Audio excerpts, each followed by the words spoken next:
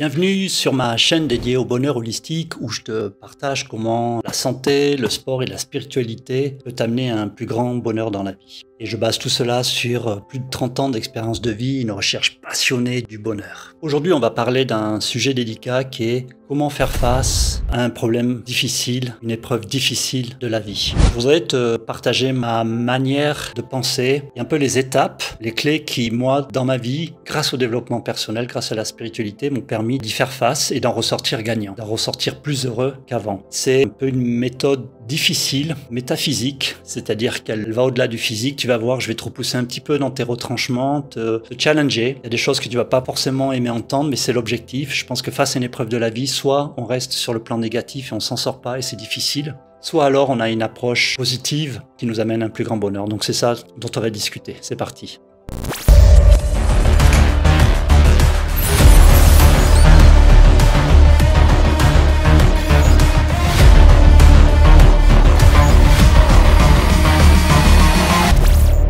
Les épreuves de la vie, c'est pour moi sûr et certain qu'on en aura tous. Ça fait partie du bonheur. Le bonheur, c'est pas une succession de moments de joie, c'est une meilleure gestion des difficultés de la vie. C'est aussi ça le bonheur, c'est apprendre à gérer les moments difficiles de la vie parce qu'ils appartiennent à la vie. Les épreuves, il y en a des types différents. Des accidents, des maladies, des ruptures, des pertes et il y a des dépendances. Ces 5 sortes de difficultés dans la vie, moi, je vais te donner des étapes par lesquelles je suis passé dans le passé pour les surmonter. La première étape, elle est évidente, quoique, c'est celle de l'acceptation. Je te donne un exemple. Il y a une vingtaine d'années, j'ai commencé à avoir des gros problèmes de sommeil qui m'ont amené à un arrêt de travail. J'ai mis 1 an et demi pour aller voir un médecin quand mes problèmes de sommeil ont commencé. Pendant 1 an et demi, j'ai refusé de voir ce problème-là. J'avais beaucoup d'ego et je pensais que je ne pouvais pas avoir des problèmes de santé. 1 an et demi, c'est long, parce que je n'acceptais pas ce problème. Il y a des problèmes qu'on a dans la vie qu'on ne veut pas voir.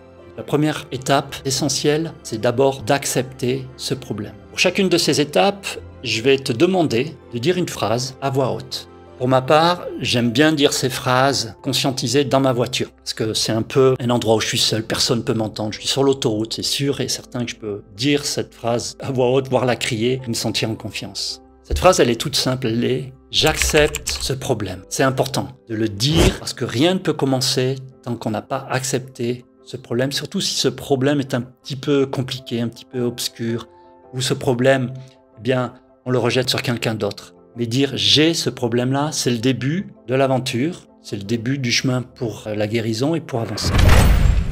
La deuxième clé, et c'est probablement cette clé-là qui est la plus difficile, c'est de prendre sa part de responsabilité face à ce problème. C'est difficile parce qu'il y a des épreuves dans la vie pour lesquelles on pense qu'on n'est pas responsable. C'est la faute de l'autre, c'est la faute à pas de chance, c'est la faute à tel événement. Et je t'invite à voir ça de manière différente. Je te demande à prendre ta part de responsabilité dans cette épreuve. Tout comme l'acceptation est nécessaire pour commencer le chemin de la guérison, se sentir responsable dans ce problème-là est fondamental pour y trouver des solutions. Être responsable, ça ne veut pas dire s'accuser de quoi que ce soit. C'est se dire que j'ai mon rôle à jouer pour avancer. Je suis responsable de la manière dont je vois ce problème-là. Un problème, quelque part, il est neutre. Il est ni positif, ni négatif. Tu prends un licenciement, une personne pourra voir ça comme catastrophe, ressentir de la colère, de la tristesse, de la haine face à ses employeurs. Mais une autre personne, à l'inverse, pourra se dire, finalement, ça me fait du bien, je vais commencer quelque chose de nouveau, c'est une opportunité pour créer mon entreprise, c'est une chance pour faire quelque chose de différent.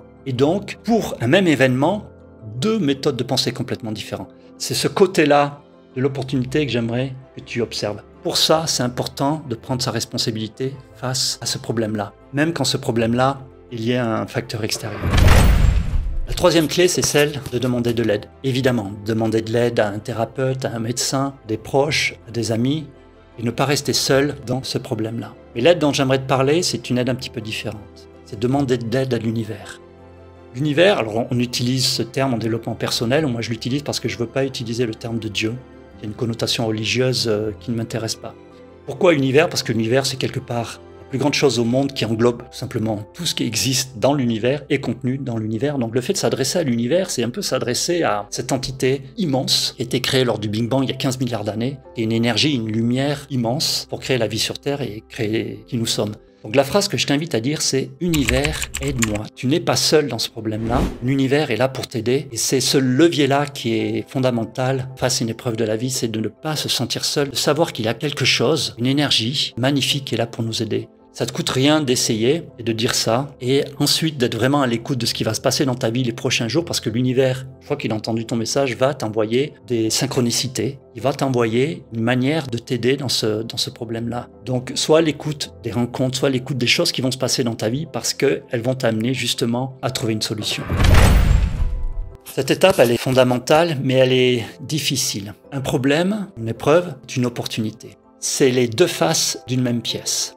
Une ombre dans laquelle tu te trouves, dans le noir, dans les ténèbres, ne peut être créée que si il y a de la lumière. Une ombre n'existe pas sans lumière. Donc c'est la lumière que je t'invite à regarder quand tu vis ce problème-là. Tu as identifié ça comme un problème, mais pourquoi ne pas voir ça comme une opportunité, comme une chance? Ça arrive plein de fois dans la vie. Par exemple, j'ai eu des problèmes de dos très graves il y a à peu près 12-13 ans, et c'est ces problèmes-là qui m'ont amené à découvrir un autre sport, découvrir le crossfit, découvrir le monde de la santé de manière générale. Et si je revenais en arrière, je demanderais la même chose, de continuer à avoir ce même problème, parce que c'est lui qui m'a amené cette immense chance de découvrir quelque chose de passionnant.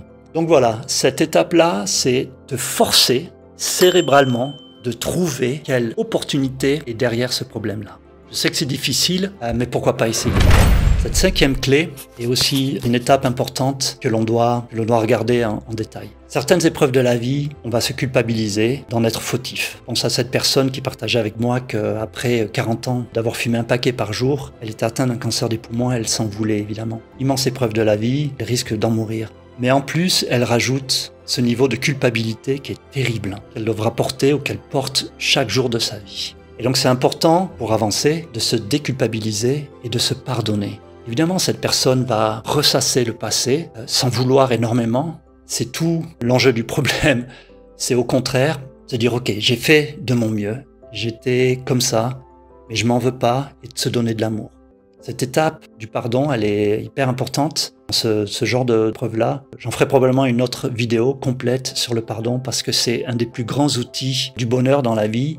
Il y a plein de moments dans la vie où on s'en veut, on se culpabilise et on se met sur j'ai envie de dire, un niveau de vibration très mauvais pour simplement être heureux et donc d'apprendre à se pardonner. Tu peux te répéter cette phrase très simple, je me pardonne.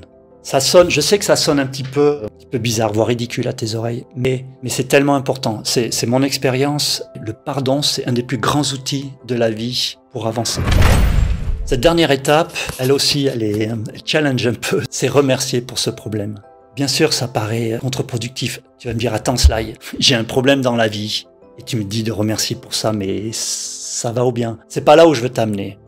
Là où je veux t'amener, c'est penser que, en fait, ce problème-là vient pas par hasard, il vient pour te transformer et devenir une meilleure personne, une personne plus heureuse. C'est un cadeau, en fait. Face à un cadeau, quand on en reçoit un, on remercie la personne qui nous le donne. Voilà, on arrive au terme de cette vidéo. J'espère que ces 6 étapes, ces 6 clés seront d'une aide importante face à cette épreuve. Je sais que c'est difficile à appréhender. Évidemment, on a envie d'utiliser la manière facile de se plaindre, de voir le côté négatif face à une épreuve de la vie. Et moi, tout le but de ma démarche, c'est t'amener à penser différemment, à regarder ce problème-là avec une autre caméra, avec un angle différent d'observation qui peut-être va pouvoir t'aider à grandir. Et ensemble, on va faire ce chemin-là. C'est qu'une étape ici, cette vidéo-là. J'ai plein d'autres partages à te faire. Alors, j'espère que ça t'intéresse. Et puis, on se revoit dans d'autres vidéos. À bientôt. Ciao.